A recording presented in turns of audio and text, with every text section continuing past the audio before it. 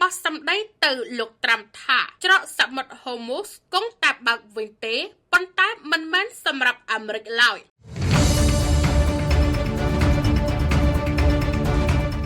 ស្របពេលតម្លៃប្រេងជាសកលកំពុងហក់ឡើងខ្ពស់ដោយសារតែសង្គ្រាមមជ្ឈិមបូព៌ាជាពិសេសការបិទច្រកសមុទ្រហូមូសពេលនេះមន្ត្រីជាន់ខ្ពស់អ៊ីរ៉ង់បានបោះពាក្យទៅប្រធានាធិបតីអាមេរិកដូណាល់ត្រាំថាច្រកនេះគង់តែបើកវិញទេប៉ុន្តែមិនមែនបើកសម្រាប់អាមេរិកឡើយក្នុងសារបង្ហោះលើបណ្ដាញសង្គម X នឹងត្រូវបានយកមកផ្សាយដោយសារព័ត៌មាន BBC នៅថ្ងៃពុធទី1ខែមេសាឆ្នាំ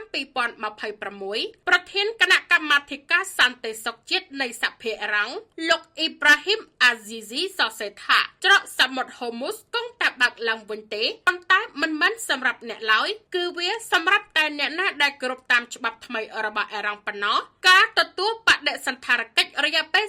47ឆ្នាំបានបញ្ចប់ជារឿងរហូតហើយទន្ទឹមនោះមន្ត្រីជាន់ខ្ពស់រូបនេះក៏ផ្លាយផ្កាទៅប្រធានាធិបតីអាមេរិកដែលថាទីបំផុតក្តីសុបិនរបស់លោកត្រាំក្នុងការផ្លាស់ប្ដូររបបបានខ្លាយជាការពិតប៉ុន្តែនោះគឺជាការផ្លាស់ប្ដូររបបដែនសមុទ្រនៅក្នុងតំបន់ទៅវិញទេ